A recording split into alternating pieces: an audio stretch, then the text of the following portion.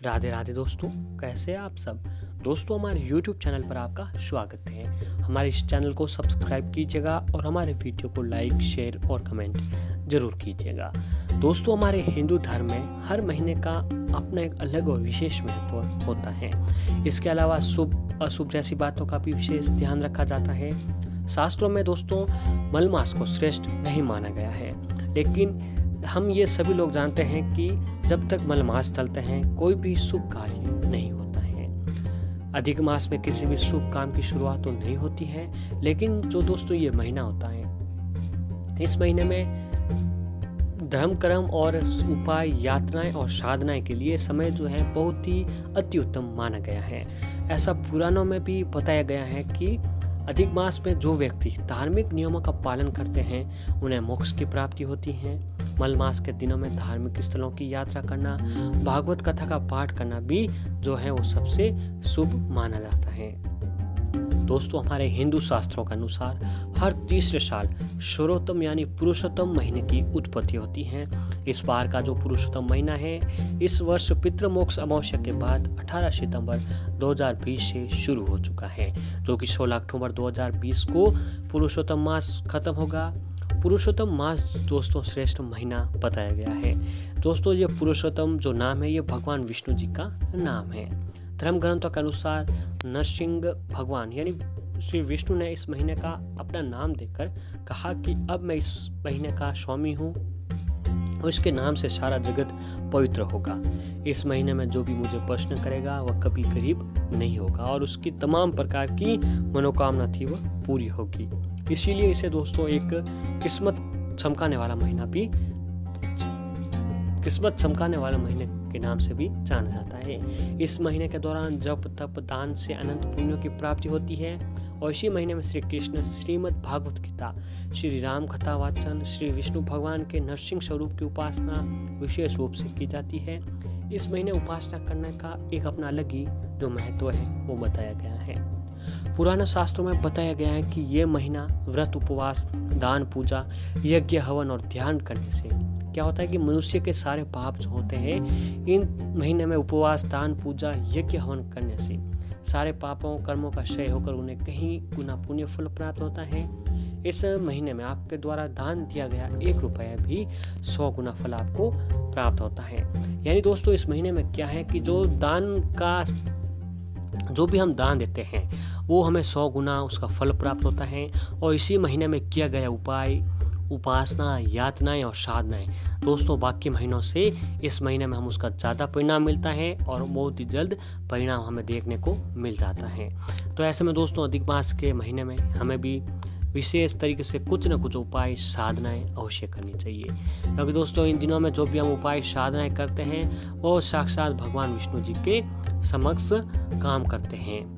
यानी दोस्तों उसका संबंध जो होता है वो भगवान विष्णु जी से संबंध होता है। तो ऐसे में दोस्तों अधिक मास में श्री हरि यानी भगवान विष्णु जी की पूजा करना सबसे श्रेष्ठ माना जाता है। इसीलिए अधिक मास में वैसे तो सभी प्रकार के शुभ कार्यों की जो होती है वो मनाही होती है, लेकिन भगवान सत्यनारायण की पूजा करना सबसे शुभ फलदायी माना जाता है।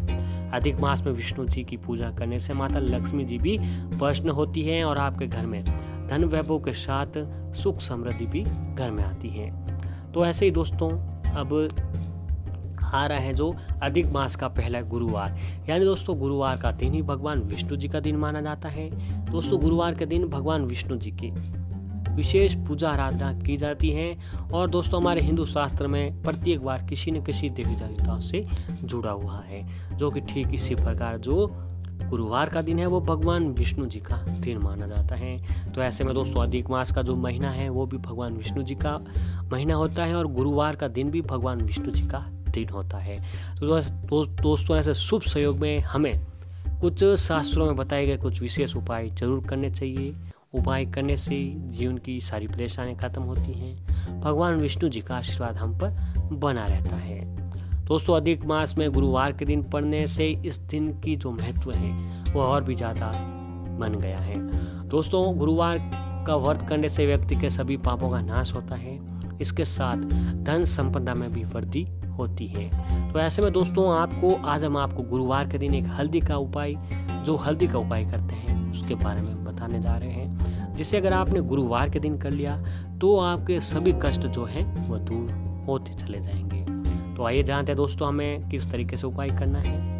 तो दोस्तों इस उपाय को करने के लिए आपको गुरुवार के दिन प्रातः स्नान करें। स्नान करने के पानी में आपको थोड़ी सी हल्दी डाल देनी है। हल्दी भगवान विष्णु जी को बहुत ही प्रिय होती है और इसी तरह से स्नान करने से भगवान विष्णु की कृपा भी हम पर प्राप्त होती है।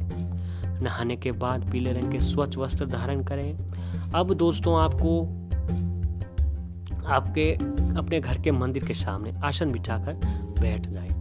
अब मंदिर में एक लोटे में शुद्ध जल भरकर रख लें और अन्य किसी एक लोटे में थोड़ा सा गंगा जल डाल दें। अब दोनों ही पात्रों में यानी दोनों ही लोटों में आपको थोड़ी थोड़ी सी हल्दी भी डाल देनी है। अब दोस्तों आपके सामने एक ऐसी तस्वीर होनी चाहिए जहाँ पर भगवान विष्णु और माता लक्ष्मी जी दोनों एक साथ में विराजमान हो। उनके सामने एक शुद्ध देसी घी का दीपक जलाएं। वैसे दोस्तों दीपक आपको देसी घी का ही जलाना है, तो माता लक्ष्मी और भगवान विष्णु जी के समक्ष जलाते हैं। और आप एक सुगंधित धूपबत्ती जला दीजिए। आप थोड़ी सी हल्दी, आपको एक कटोरी लेनी है, उसमें थोड़ी सी हल्दी मिला लीजिए, उसमें जल डालकर उसे मिला लीजिए। अब भगवान विष्णु जी को तिलक करें हल्दी का और माता लक्ष्मी जी को हल्दी और कुमकुम का तिलक करना है। अब दोस्तों भगवान विष्णु जी को पीले रंग के फूल, मिठाई, भोग चढ़ाएं। उसके बाद तुलसी दल अवश्य चढ़ाएं। दोस्तों जो तुलसी होती है वो भगवान विष्णु जी को सबसे प्रिय मानी गई है, यानी तुलसी जो है वो भगवान विष्णु जी का सबसे प्रिय भोग है। तुलसी दल के बिना भगवान विष्णु जी की जो पूजा है वो ही अधूरी मानी जाती है। अब हाथ जोड़कर भगवान विष्णु जी के महामंत्र ओम नमो भगवते वासुदेवाय मंत्र का 108 बार जाप करें। अब भगवान विष्णु से और माता लक्ष्मी से अपनी और अपने परिवार की समस्याओं के निराकरण की प्रार्थना करें। फिर दोस्तों आपको माता लक्ष्मी जी के महामंत्र ओम नमो महालक्ष्मी नमः इस मंत्र का भी जाप आपको 108 बार सच्ची श्रद्धा के अनुसार करना है। इसके बाद दोस्तों प्रार्थना के बाद आपको हल्दी मिला हुआ गंगा जल लें। जो गंगा जल था जिसमें आपने हल्दी मिलाई हुई थी उस लोटे को ले जाकर आपको अपने पूरे घर के सबसे पहले जाकर आपके घर के मुख्य दरवाजे पर छिड़क दें। उसके बाद आपको उस पानी को पूरे घर के अंदर जो है कमरों में, रसोई में, छत पर, बरामदे में, आंगन में, सभी जगह पर उस पानी को, गंगा जल और हल्दी को छिड़क देना है। ऐसा करने से माता लक्ष्मी जी आपके घर में स्थायी रूप से निवास करती हैं। और इसके बाद दोस्तों आपको अपने घर के सभी सदस्यों को हल्दी से तिलक कर दीजिए। अब दूसरे दिन अब दूसरा जो लोटा था दोस्तों जिसमें आपने पानी भर रखा था उस लोटे के अंदर आपको थोड़ा सा साबुत चावल डाल दें और उसमें थोड़ी सी चीनी डाल दें और उस पानी को भगवान सूर्य देव को अर्घ्य दे दें। तो दोस्तों इस तरीके से अगर आप इस उपाय को गुरुवार के दिन करते हैं तो ऐसा करने से व्यक्ति के सभी पापों का नाश होता है। इसके साथ धन संपदा में भी वृद्धि होती है। तो दोस्तों अधिक मास के इस महीने के गुरुवार के दिन आपको ये उपाय जो है अवश्य ही करना चाहिए। और ऐसे ही दोस्तों आपको ये काम ये करना है कि अगर आप गुरुवार के दिन अतिरिक्त रोजाना कम से कम 108 बार गुरु मंत्र का जाप करते हैं तो दोस्तों वो मंत्र है ओम ब्रह्म बृहस्पते नमः। इस मंत्र का अगर आप 108 बार जाप करते हैं तो सूर्यास्त के समय केले के वृक्ष के नीचे गाय के घी का दीपक जलाते हैं तो इससे आपको अच्छा लाभ जो है वो भी प्राप्त होने लगता है। और दोस्तों अगर आप चाहते हैं कि आपके ऊपर भगवान शिव की कृपा दृष्टि बनी रहे तो आप गुरुवार के दिन किसी प्राचीन शिव मंदिर में जाएं, वहां पर शिव जी को बेसन के लड्डू का भोग लगाएं। अगर आप ऐसा करेंगे तो इससे आपके ऊपर भगवान भोलेनाथ का आशीर्वाद बना रहेगा। अगर आप गुरु ग्रह का शांत करना चाहते हैं तो गुरुवार को व्रत अवश्य रखें और इस दिन पीले रंग के कपड़े धारण कीजिए। आप इस दिन बिना नमक का भोजन करें और किसी गरीब व्यक्ति को पीले रंग की वस्तुओं का दान अवश्य ही इस दिन करना चाहिए।